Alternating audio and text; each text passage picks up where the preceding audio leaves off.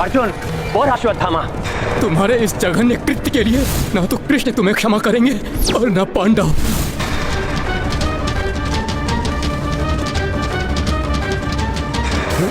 भागकर कहां जाओगे अश्वत्थामा? जो जघन्य कृत्य तुमने किया है उसका दंड तुम्हें भुगतना ही होगा।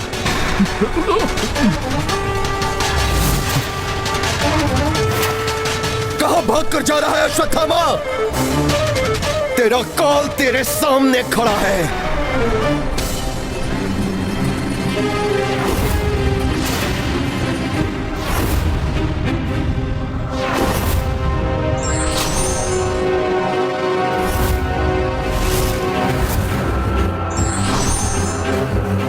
ये क्या कर रहा है अश्वत्थामा?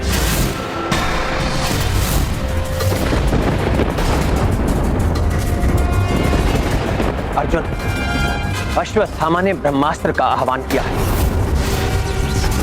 अर्जुन, भीम, तुम मेरा अंत नहीं कर सकते। अंत तो तुम पांडवों का होगा।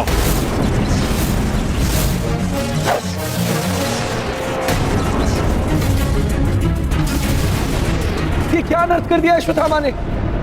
ऋषिवर वेदव्यासी युद्ध कौशल का दुरुपयोग कर रहा है अश्वत्थामा। हाँ देवर्षि, ये पाप पर पाप कर रहा है। अर्जुन, अब क्या करोगे तुम? माधव, ब्रह्मास्त्र को केवल ब्रह्मास्त्र से ही काटा जा सकता है। किंतु अर्जुन, नहीं माधव, इसके अतिरिक्त और कोई विकल्प नहीं है।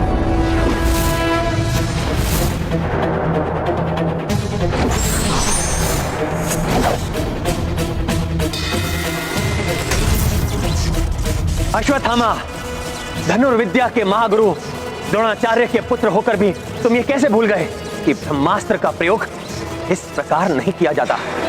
सहस्त्रों निर्दोष दीवधारी के साथ ही तुम भी मिट जाओगे अश्वत्थामा। निंदनीय कृत्य किया है तुमने अश्वत्थामा। इस कुकृत्य के कारण तुम्हें भी कभी शांति प्राप्त नहीं होगी। अपने स्वार्थ की पूर्ति के लिए अकारण ही सहस्त्रों जीवों का अंत। अश्वत्थामा, पश्चाताप की अग्नि में तुम सदैव जलते रहोगे। अश्वत्थामा, अपना ब्रह्मास्त्र वापस लो। अर्जुन, तुम भी अपना ब्रह्मास्त्र वापस लो, अभी और इसी क्षण। वापस लो ब्रह्मास्त्र अर्जुन। उचित है माधव।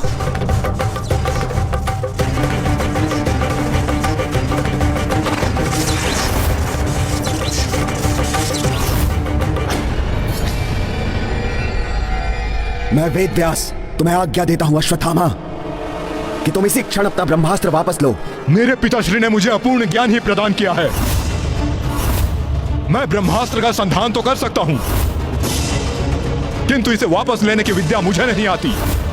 अब मैं यदि इसे लौटाना भी चाहूं तो भी मैं इसे लौटा नहीं सकता। जब ब्रह्मास्त्र को वापस नहीं लौटा सकते तो तुम्हें इसका संधान भी नहीं करना चाहिए था अश्वत्थामा।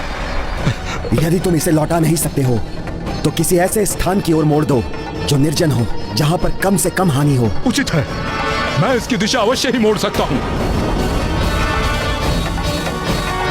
यदि ये सोचकर तुम प्रसन्न हो रहे हो कि तुमने पांडवों के वंश का नाश कर दिया है, तो कदाचित तुम ये भूल रहे हो कि अर्जुन की पुत्र वधु उत्तरा, उसके गर्भ में अभिमन्यु की संतान पल रही है। ब्रह्मास्त्र चलाया है तो पांडव कुल की आगामी पीढ़ी का नाश तो कर ही सकता हूं मैं इससे।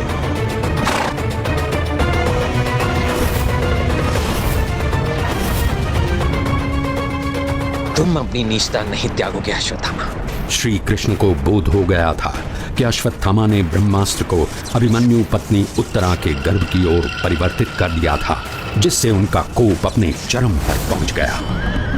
अश्वत्थामा, तुम क्या सोचते हो पांडवों के कुल के वंश का नाश कर दोगे तुम?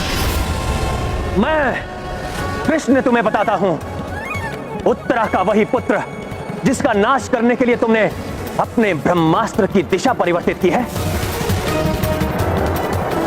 भविष्य में वो एक महान राजा बनेगा और तुम अधम अश्वत्थामा।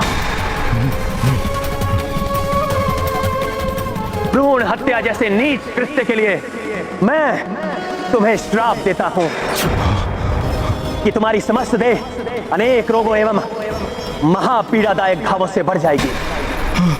नहीं, दुर्गंध युक्त हो जाएगी तुम्हारी देह, कोई निकट नहीं आएगा तुम्हारे। नहीं, मृत्यु के लिए तुम गिड़गिड़ाओगे, किंतु मृत्यु भी तुमसे दूर रहेगी।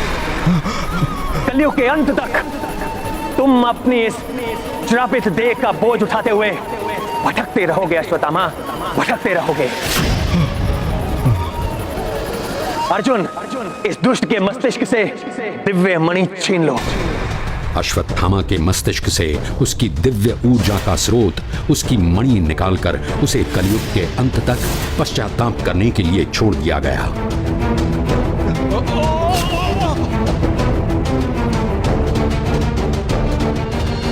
अश्वत्थामा की दिव्य मणि देखकर द्रौपदी के संतप्त हृदय को शांति मिल गई। द्वारकाधीश, रक्षा कीजिए। उत्तरा, ब्रह्मास्त्र मेरी संतान के प्राण हरना चाहता है। रक्षा कीजिए द्वारकाधीश, रक्षा कीजिए। यह अश्वत्थामा द्वारा छोड़ा हुआ ब्रह्मास्त्र है जो उसने पांडव कुल की आगामी पीढ़ी का विनाश करने के लिए अभिमंत्रित करके छोड़ा था। इससे रक्षा कीजिए प्रभु श्री कृष्ण। आप तो परब्रह्म स्वरूप हैं, आप सब कुछ कर सकते हैं प्रभु।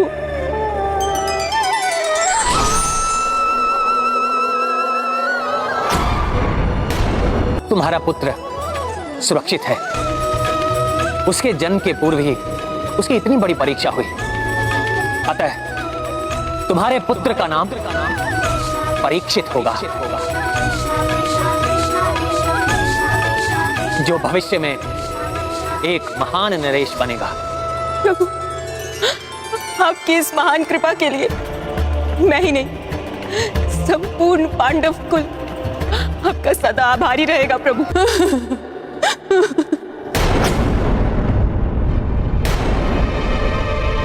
एक दुखियारी माँ की कोख उजाड़कर तुम सब आनंद मना रहे हो।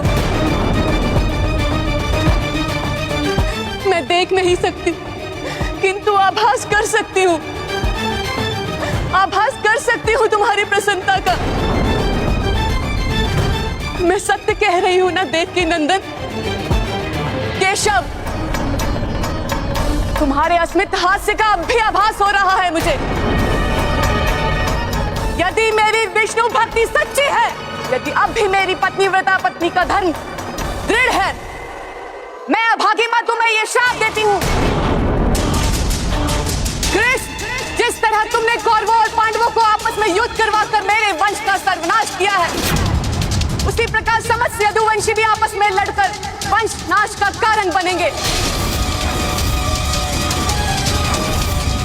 और तुम्हारी द्वारका नगरी भी सागर के गट में जाकर समा जाएगी। आपका दिया हुआ श्राप अवश्य फलित होगा। नियति ने यही निर्धारित किया है। अभी हम सबको इन वीरों का विधिवत अंतिम संस्कार करना है, जिससे ये मोक्ष की ओर प्रवृत्त हो सके। तत्पश्चात धर्मराज युधिष्ठिर हस्तिनापुर के राज सिंहासन पर आरूढ़ हुए। श्री कृष्ण ने भी द्वारिका को प्रस्थान किया। देवी रुक्मिणी की उपस्थिति के कारण संसार के समस्त सुख द्वारिका में उपलब्ध थे, किंतु माता गांधारी के श्राप ने अपना प्रभाव दिखाया और एक दिन यदुवंशी आपस में ही लड़कर मृत्यु के मुख में समा गए। द्वापर युग के अंत के संकेत मिलते ही श्री कृष्ण ने भी जीवन से निर्वाण का निश्चय कर लिया।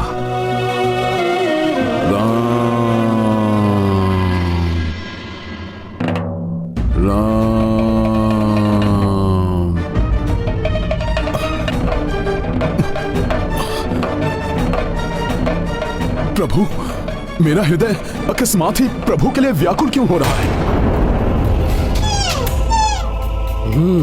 मृग, आज का आखेट प्राप्त हो गया मुझे।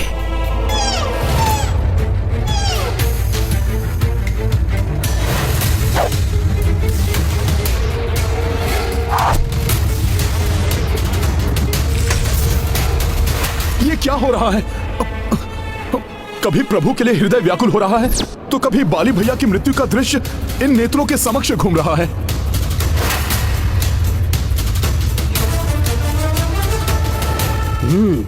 तो वहां छुपा बैठा है मृग।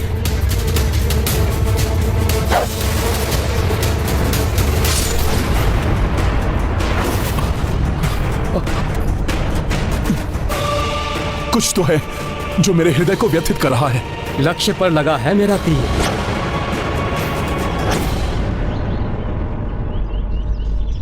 दुखी मत हो पुत्र,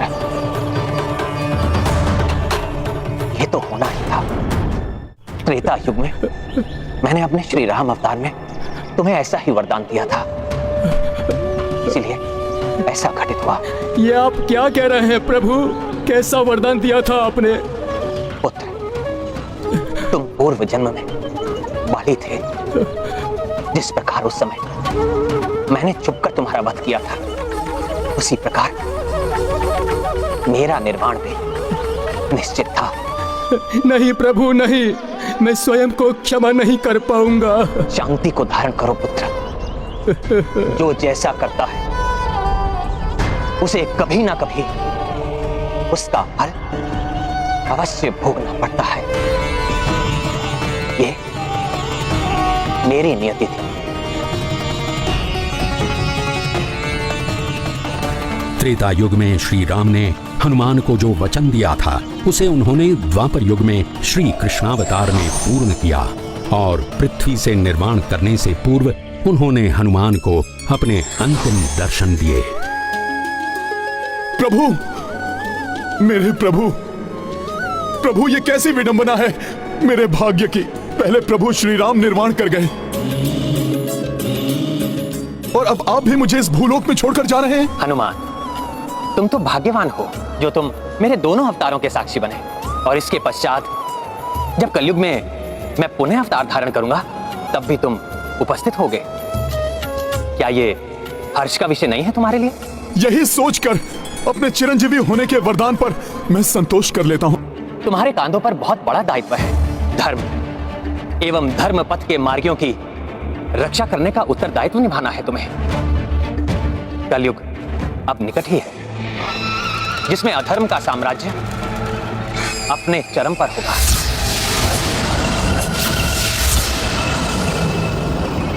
हनुमान, शीघ्र ही पांडव कुमार परीक्षित का राज्य अभिषेक होने वाला है। तुम्हें जाकर उन्हें आशीर्वाद देना होगा और उन्हें उनकी शक्ति और युद्ध कौशल से परिचित कराना होगा, जिससे कलयुग समय से पूर्व ही आकर पूर्णतः अपना प्रभाव ना फैला सके, सृष्टि के संतुलन को विघटित ना कर सके।